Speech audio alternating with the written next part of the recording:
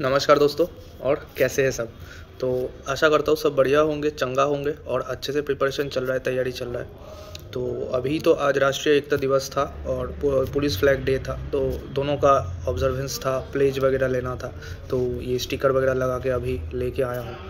तो आज मैं एक वीडियो बना रहा हूँ। काफ़ी दिनों से मैंने वीडियो बनाया नहीं है क्योंकि वैसा कुछ रिलेवेंट उतना कुछ था नहीं, और just for the sake of making videos ये मुझे पसंद नहीं है कि वीडियोस बनाना, कि क्योंकि बनाना है मतलब एकदम हमेशा उसमें रहना है, व्यूवरशिप बढ़ाना है, वो सब चीज़ मेरा कभी मोटिव था नहीं। तो अभी रिसेंटली आप लोगों को पता है कि जो मेन न्यूज़ है, सेंट्रल गवर्नमेंट एम्प्लॉयज़ जो आपका सर्विंग है और जो रिटायर्ड है, बहुत ज़्यादा न्यूज़ में आ रहा है 8th पे कमीशन का अप्रूवल को लेके। तो इसमें कुछ चीज़ें जो है जानने वाला चीज़ है, आप लोगों के जानकारी के लिए अच्छा है, मोटिवेशन के लिए अच्छा है।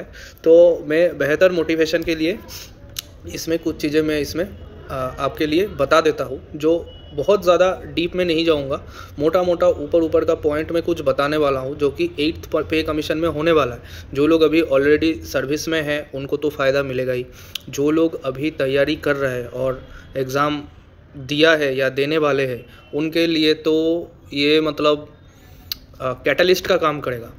कैटलिस्ट कोई केमिस्ट्री में था ना, कैटलिस्ट, पॉजिटिव कैटलिस्ट, तुरंत जो है रिएक्शन को बढ़ा देता है, तो उस चीज़ का काम करेगा जो आपका एनर्जी को तुरंत बढ़ा देगा, ठीक है, चंगा कर देगा आपको एकदम। तो दोस्तों, जैसे आप सबको पता होगा कि अभी हाल ही में जो डीए का बढ़ोतरी हुआ है सेंट्रल गवर्नमेंट एम्प्लॉयज़ का, हाल ही में 58%, 3% इंक्रीज़ होकर 58% में आके रुका है डीए। एक जो सिस्टम है 10 साल बाद जो पे कमीशन बैठने का, ये सिस्टम में ये होता है कि जब पे कमीशन सक्सेसफुली हो जाता है, ठीक है, कंप्लीट हो जाता है, उसका रिपोर्ट वगैरह सब सबमिट होकर अप्रूव हो जाता है, तब जो डीए है वो ज़ीरो में आ जाता है। अभी जो 58% चल रहा है, इसके बाद में और भी बढ़ेगा, क्योंकि अभी जो 8th पे कमीशन का नींव रखा प्राइम मिनिस्टर लेड कैबिनेट ने, जो टर्म्स ऑफ रेफरेंस को अप्रूव किया है, इसको कंप्लीट करने में 1.5 साल तो लगेगा, ठीक है, मिनिमम 1.5 साल इसमें लगेगा। लेकिन अच्छा चीज़ ये है कि इसमें जो है आपका जो बेनिफिट मिलेगा, मतलब जो एरियर मिलता है ना, जैसे हम लोगों का जब डीए बढ़ता है तो तुरंत सैलरी में वो रिफ्लेक्ट नहीं होता है। जैसे ये जो 3% डीए बढ़ा है, 58% हुआ है, ये आपका बढ़ा है जुलाई अगस्त सितंबर, 3 महीने का एरियर इस महीने आया है एक साथ में। तो एरियर मतलब जो ड्यू होता है, ड्यू जो 3 महीना 4 महीना जितना भी टाइम हो, उस टाइम पीरियड में जो ड्यू इकट्ठा होता है उसको एक साथ में एरियर बोलते हैं, और वो पैसा एक साथ आता है। और हर बार डीए में ये चीज़ होता है, 3 महीने का एरियर आता है, क्योंकि डीए का अनाउंसमेंट बाद में होता है। इन्फ्लेशन को मद्देनज़र रखते हुए उसका ऊपर कमेटी बनता है, बोर्ड डिसीजन लेता है कि 3% डीए बढ़ाया जाए, डियरनेस अलाउंस बढ़ाया जाए, तो उस हिसाब से फिर पीछे से आपको एरियर दिया जाता है। वैसा ही इसमें होगा 8th पे कमीशन में, जो भी डिसीजन होगा कि सैलरी को इतना हाइक करना चाहिए, तो उसमें कम आपका इफेक्टिव होगा, लागू होगा, मतलब एरियर मिलेगा आपका 1 जनवरी 2026 से। मतलब चाहे कभी भी इसको होने दो, डिसीजन इन लोगों को कभी भी लेने दो, ख़त्म करने दो, एक बार जब ये अप्रूव हो गया और स्टार्ट हो गया, जो कि हो चुका है, एक बार स्टार्ट हो चुका है ना, तो अभी जब भी बनेगा 8th पे कमीशन फाइनल होगा, आपका पैसा मिलना है 1 जनवरी 2026 से।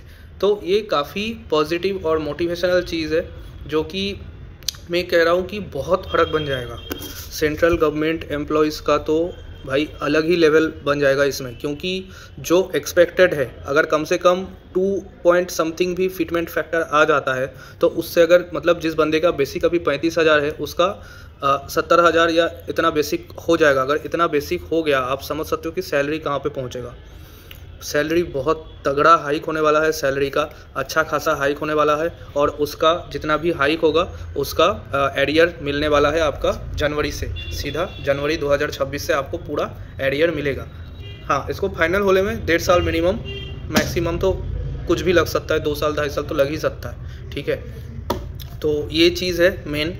और लास्ट टाइम जब आपका 7th पे कमीशन लागू हुआ था, उस टाइम में सैलरी का अच्छा खासा बढ़ोतरी हुआ था, बहुत तगड़ा जंप मारा था उस टाइम में। इस बार 8th पे कमीशन में देखते हैं, होपफुली जो भी लग रहा है कि 1.9 से शुरू करके 3 या इतना इसके अंदर ही कुछ फिटमेंट फैक्टर रहने वाला है, मतलब वो चीज़ आपका मल्टीप्लाई होगा बेसिक के साथ और DA 0 हो जाएगा।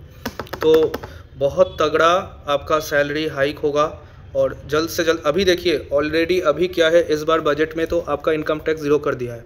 12,75,000 तक का आपका तो एनुअली इनकम टैक्स कुछ है ही नहीं। मतलब जो बंदा महीने का 1 लाख कमा रहा है गवर्नमेंट जॉब में, सेंट्रल गवर्नमेंट जॉब में जो महीने का 1 लाख कमा रहा है, तो उसका तो साल का 12 लाख बन रहा है, उसका 12 लाख तो पूरा फ्री हो गया।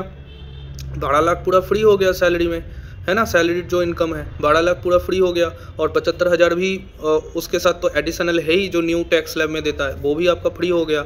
इधर उधर जो भी आप इन्वेस्टमेंट करोगे, सेविंग करोगे, ये तो चल ही रहा है। ऊपर से आपका मेडिकल वगैरह में तो मतलब नो कॉस्ट मेडिकल है, मतलब ऑलमोस्ट कोई खर्चा होता ही नहीं है। डॉक्टर फीस 350 रुपया का होता है और जो मेडिकल इन्वेस्टिगेशन वगैरह का तो बहुत कम रेट होता है, व्हिच इज़ रीइम्बर्सेबल ऑल्सो।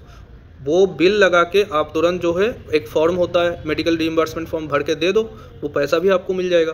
तो और कैशलेस भी होता है, ठीक है, कैशलेस भी होता है। दिल्ली में बहुत जगह ऑलरेडी कैशलेस फैसिलिटी है, बाकी जगह एक चिट्ठी बनाना पड़ता है जो कि हॉस्पिटल को एड्रेस करके ऑफिस के थ्रू वो चिट्ठी जाएगा, आपका पूरा ट्रीटमेंट कैशलेस हो जाएगा, आपका या आपके डिपेंडेंट्स का। तो मेडिकल कैशलेस हो गया, मतलब बहुत बड़ा धक्के से आप जो है बच गए। मेडिकल आपका कैशलेस हो गया। बाकी आप घूमने फिरने जाओगे, 3 साल अंदर अंदर आपको LTC मिलेगा। 3 साल के अंदर अगर आप NPS हो तो फर्स्ट 8 ईयर तो आपको हर साल NPS मिलेगा होम विजिट करने का। आप बाहर पोस्टिंग हो, घर जाने के लिए साल में 1 बार करके आप फ्री ऑफ कॉस्ट आप जाओ आओ, आपका पूरा खर्चा बच गया। फिर 3 साल बाद आपको वो मिलेगा, ऑल इंडिया LTC मिल रहा है, फैमिली लेके घूमो फिरो, हाँ, जो आपका एंटरटेनमेंट है आपका पूरा फ्री हो जाएगा, गवर्नमेंट आपका बियर करेगा। तो और क्या दिक्कत है, बहुत फैसिलिटी ऑलरेडी है। और इसके बाद जब सैलरी बढ़ेगी ना, मैं बता रहा हूँ, खर्च करने का आप खर्च नहीं कर पाओगे पूरा। जो बंदा सेविंग बिल्कुल नहीं करता है वो भी सेविंग करने लगेगा, इतना पैसा बढ़ा रहेगा आपका एक्स्ट्रा। तो ये फ़ायदा बहुत होने वाला है। अच्छे से आप पूरा हाथ धो के गवर्नमेंट जॉब के पीछे अच्छे से लग जाओ, अच्छे से तैयारी करो और एग्ज़ाम निकालो, दिन रात एक करके मेहनत करो, हो जाएगा। क्योंकि ये जो है ये रहने वाला है यहाँ पे गवर्नमेंट जॉब, और इसका सैलरी जो है हमेशा या तो एट पार होगा या उससे ज़्यादा ही होगा बाहर बाकी नौकरियों से, ठीक है, कम कभी नहीं होगा। क्योंकि एक जो सरकार होता है ना, वो एक माइलस्टोन सेट कर देता है, अगले वाला जो नेक्स्ट गवर्नमेंट होता है वो उससे ऊपर जाता है, यही सिस्टम होता आ रहा है। तो चलिए गाइस, मैं ये वीडियो बनाया थोड़ा जनरल नॉलेज सेंस से, ठीक है।